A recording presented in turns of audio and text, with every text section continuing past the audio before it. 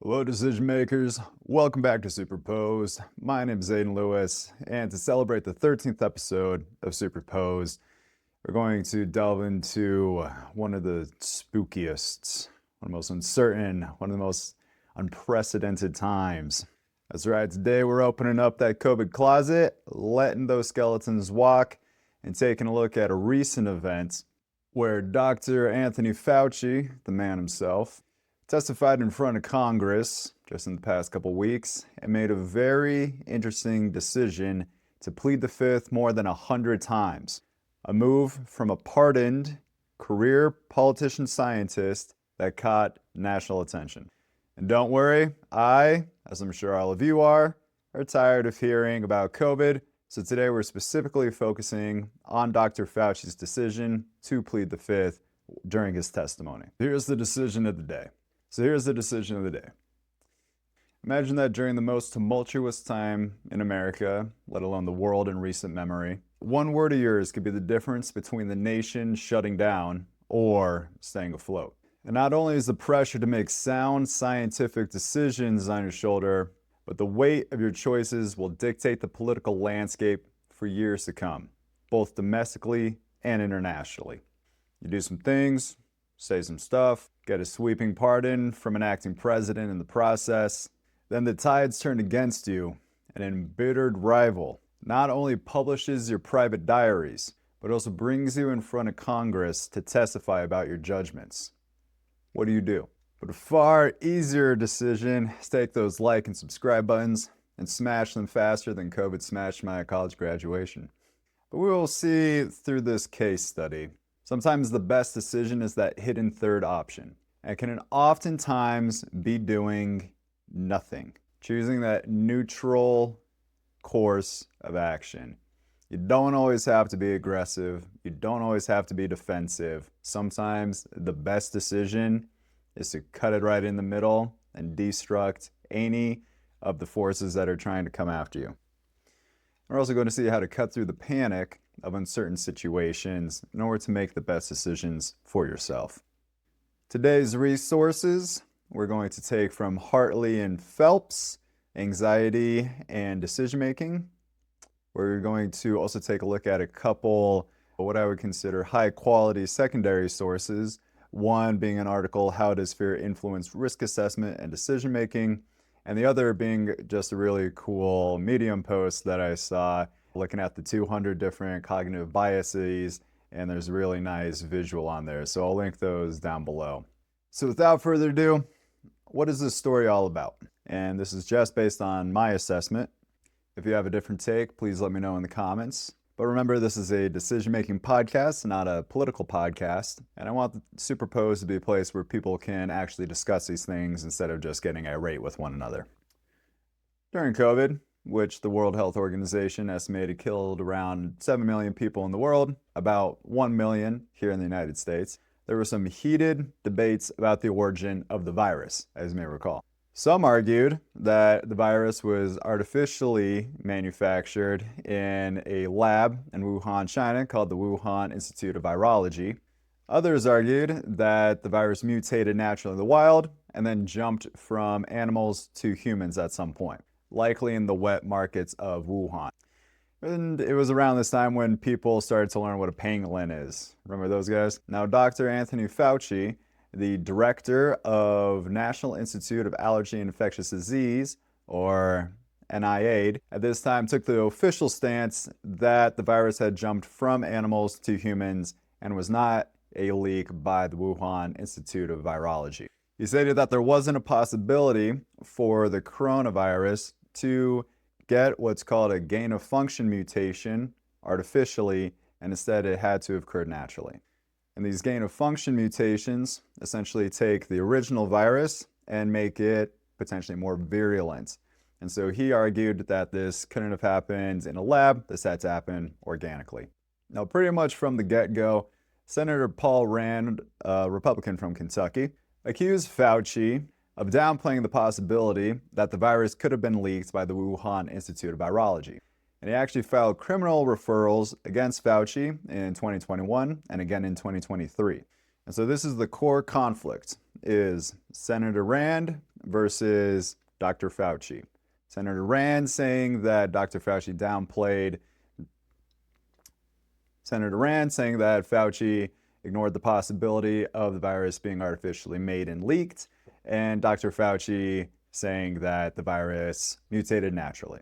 And so this conflict actually came to a boiling point when on January 19th, 2025, in his last hours within office, President Biden gave Dr. Fauci a sweeping pardon, covering any federal offenses occurring between January 1st of 2014 and January 19th of 2025 as a political protection against the incoming Trump administration. And it's really quite possible that this move by Biden could have been prompted by just 6 days earlier, Senator Paul Rand taking the chairman position of the Senate Homeland Security and Governmental Affairs Committee and subpoenaed 14 different federal agencies, including the NIH, the HHS, FBI, CIA, and the DOJ, for records tied to COVID-19's origins and gain-of-function funding, explicitly citing that there are still questions to be answered.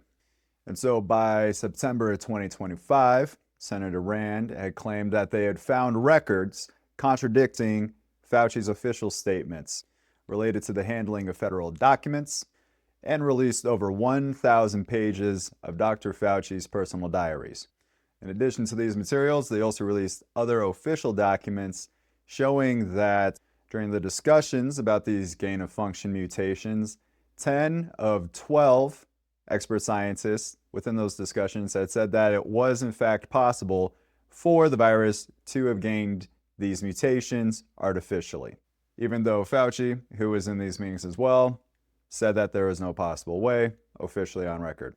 And so in late July, early August of 2026, Fauci testified in front of Rand's committee, ostensibly for the purpose that Rand said was to really get to the bottom of the origins of the COVID-19 virus. Dr. Fauci, however, stated that the only conclusion I can reach is that the sole reason Senator Rand is calling me here before this committee is to get me to say something, anything, that could vindicate his repeated public pledges that I end up, in his words, quote, behind bars. And so, a man who spent 38 years and advised 7 different presidents and became arguably the most recognized government scientist in American history, sat before the Senate committee and said, on advice of his counsel, I respectfully decline to answer more than 100 times in a single sitting.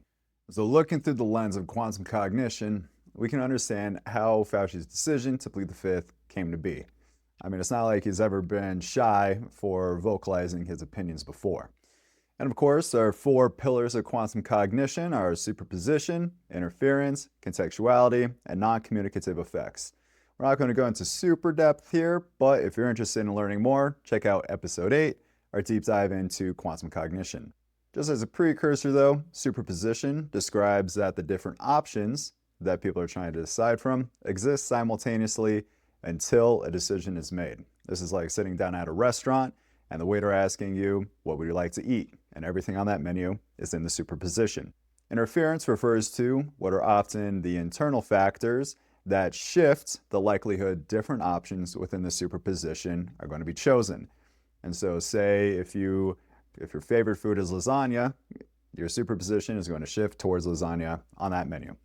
Contextuality refers to how often external factors will dictate the likelihood that different options within the superposition are going to be chosen more or less likely. And so if you're allergic to shellfish, that's a contextual factor. That's going to shift you away from the shrimp scampi. And number 4, non-communicative effects. This is a really cutting edge, really emerging area of thought and include things like order effects, measurement effects, entanglement and tunneling. These are pretty messy and I don't often describe them here in real world situations because there's just so much going on. But know they exist, they're super cool, and when they pop up, I will be mentioning them. And so using the quantum cognition framework, here are my ideas on the most important aspects of this decision. And so starting with number 1, our superposition. Realize here there's 4 options here. This is a really interesting superposition. Let me know if you think there's other options on the table. But the way I see it, you have option 1 to fully testify, option 2 to selectively testify, so answering some questions and not others. Number 3 is just don't show up. The Clintons did this just this year. They just didn't show up. Number 5 is plead the fifth, which is ultimately what he chose. And so what shifted this superposition away from actually testifying and getting the narrative out, and instead he decided to plead the fifth? Let's find out.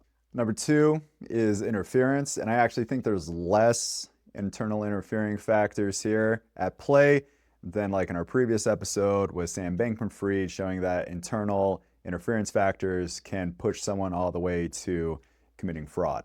But ultimately, this was a calculated legal strategy, not only by Fauci, but by his legal counsel as well. But something that I did think was interesting is that his diaries show that he was definitely a man who was aware of his fame, his public image, but he never really leveraged it. He never tried to sell the public anything. He never tried to really monetary capitalize on it. And so I take this as this is a man who's more worried about his scientific reputation and integrity than his fame or reputation with the greater public. So just keeping that in the back of our mind, we're going to go on to number 3, contextuality. And here are some important contextual factors for today. Number 1 is he really has to show up. When Congress is calling you to testify, showing up really isn't that great of an option. And so he's going to show up. Number 2, he is pardoned, but anything that he says within this testimony isn't covered because it falls outside the pardon window that Biden gave him. So if he says anything incriminating or any perjury, that's going to count against him because it falls outside the window. We're also seeing the political landscape shifting multiple times from COVID, when it was the Trump administration, to the Biden administration, to the second Trump administration. And so there's a lot of political baggage that's coming with this context that is definitely anti-Fauci. And so really the hard context looks like this. If he testifies and tells the truth, that's self-incriminating. If he testifies and lies, that's perjury. And selective testimony won't work either for similar reasons. And really what Senator Rand's trying to do is get him caught between what he said publicly and what he said privately in his diaries that are coming out. So Senator Rand is really saying, is he going to agree with what he wrote in his diaries, which is self-incriminating, or is he going to lie about what he wrote in his diaries, which is perjury? So Fauci's in a little bit of a pickle here. And there's also just one more contextual element here that I want you to think about. Fauci's 85 years old. If we've learned anything about our judicial system here in the United States, is that you can just drag that thing out. I mean, he's 85 for God's sakes. He's not going to prison. You can just let this thing ride until the end of his days. And so I'm going to briefly touch about non-communicative effects here. Again, check out episode 8 if you want to learn more about these mechanistically, but I think there might be an argument to be made for measurement effects in this case. You're seeing someone where the entire nation is going to be watching this decision of his. What is he going to do? And so that's going to really collapse the superposition down to really only things that are highly certain and highly safe choices to make. Whereas the decision to disclose certain things in his diary, that's a different decision because they're not being measured or observed by the entire nation. Just something to think about. Let me know what your thoughts are. And so here's my take. And we're going to take our decision frame, which remember is like a normal picture frame, except in this one, the actual frame itself can expand or contract based on the different contextual elements. And within the picture frame are the different options within the superposition. Now, those different options within the superposition can become brighter or dimmer based on the different interfering factors. And so it's going to be a combination of which options remain within the frame and which become brighter or darker that someone is going to choose. So here's my take, and I think the real heavy lifting in this decision is done by the context itself. And so we're going with number one, he has to show up. That's going to immediately take off the table not showing up, so he's not going to pull a Clinton. He has to show up. He has to at least say something on the record. So we're already down to three options: that picture frame, shrinking. We're seeing that the political landscape has shifted against Dr. Fauci. And so that's going to change the decision frame to look for the safest possible option, the most guarded possible option. He's also pardoned, but not for anything in this testimony. So again, that frame is going to be looking for the absolute safest option, no matter what, the most defensible position. And so he's caught in a paradox. He has to show up and he has to testify, but he really can't say anything substantial because no matter what he says, he's going to be either tried for perjury or they're going to get him self-incriminating. Thus, the only option within the superposition that really satisfies all of these different contextual constraints is option number 4, pleading the fifth. You show up, you testify, but you're like null testifying. You're not giving them anything. You're skirting right there. You're threading the needle. You're negating any sort of attacks coming at you. And so this is really going to shift the probability of option 4, or constructing the superposition, towards pleading the fifth. And ultimately, that is what Fauci is going to choose. But tell me, what would you have done in Fauci's place?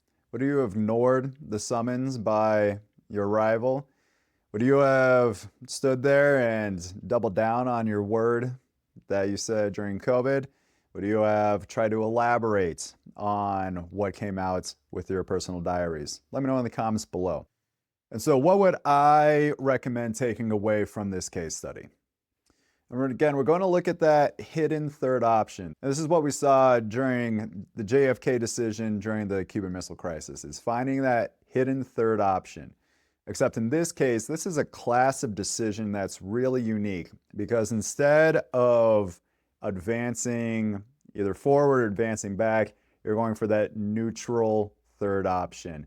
And there's actually a term called jing, which is essentially what kind of energy you're putting out in a battle, and neutral jing is doing nothing. And so think about this.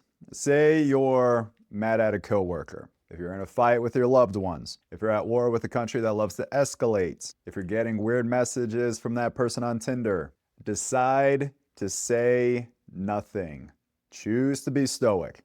Be more than your base instincts. In all of these examples, there is an inherent emotional response that tries to hijack your rational decision making. So oftentimes, the best option is to not engage with that, because you're only going to cause more damage, but to actually negate any of the opposing forces against you. Say nothing, do nothing, choose that strategic neutrality. And pleading fifth in your own way actually signals to other people that you know a better way forward, that you're confident in your decisions and not going to engage with this lesser option that they're trying to bring to you. So this projects confidence, certainty, and it also makes the other person more uncertain.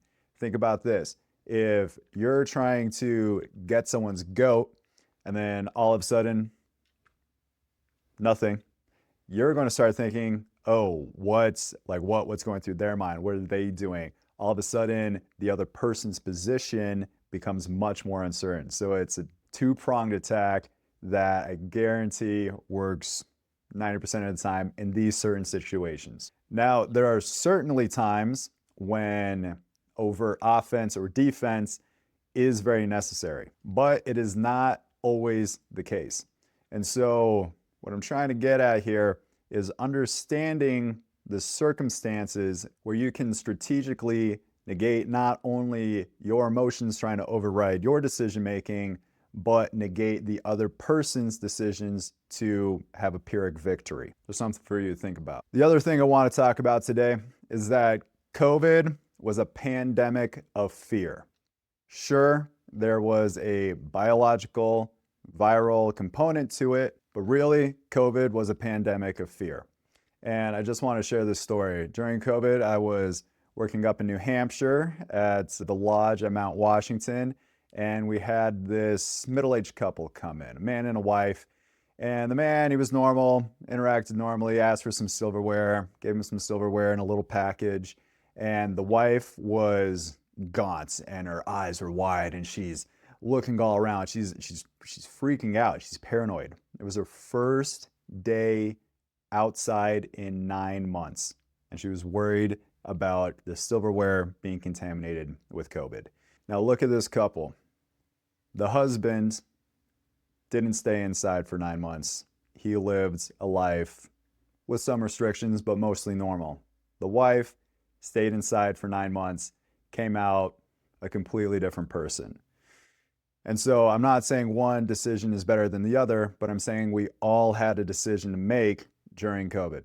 And there will be other times in your life when you have to make decisions during similarly insanely uncertain times. And the message here is that nothing will devour you faster than fear, and especially the fear of the unknown. Life is inherently uncertain. You don't know what's going to be in the next moment. You don't know how certain decisions are going to pan out. But if you think that unknown is the scariest, baddest thing out there, you're making an enemy of moving forward inherently. Within that unknown, yes, it can be scary, but great things happen in the unknown. You can't develop as a person without delving into the unknown. So recognize that fear can be used in many different ways. It can actually be a tool for many different things. Sometimes fear points you exactly where you need to go and what you need to do.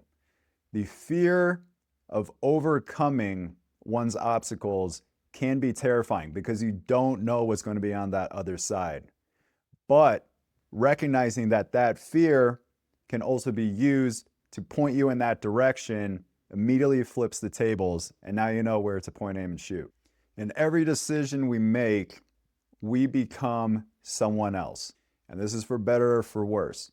And so in order to become that new person that you're going to be, you're going to have to overcome those barriers. And that can be sometimes a paralytic event. And if you find yourself in this case, I'd recommend weighing two fears. The fear of the unknown with the chance of greatness, or the fear of the certainty of being the same. And just to sum that up, there are times when fear is necessary to keep you safe. But there are also times when fear points you to the next great leap in your development. And that's why I started Superposed. I knew it was the next great leap in my development. And so that's why we're here. And thank you for all your support during this process. And I want to make sure that I'm reciprocating and doing that for you as well. But hey, if we've learned anything else today, it's that you should keep a false diary to be your alibi when your arch nemesis subpoenas you. And on that cheery note, check out the Superposed Substack for more. This week we're discussing how we ourselves are superpositions of different people. Also head over to the Superposed YouTube at superposed_decisions to see each episode live. And tune in next week for our discussion on the heroic decision of Vladimir Zelensky to stay in Kyiv during the Russian invasion. Again, thank you all so much. Please let me know what's working for you, what's not, any advice on how to improve Superposed. I'm all ears. But as always, remember, the decision is in your hands. Thank you for listening to Superposed. Aiden out.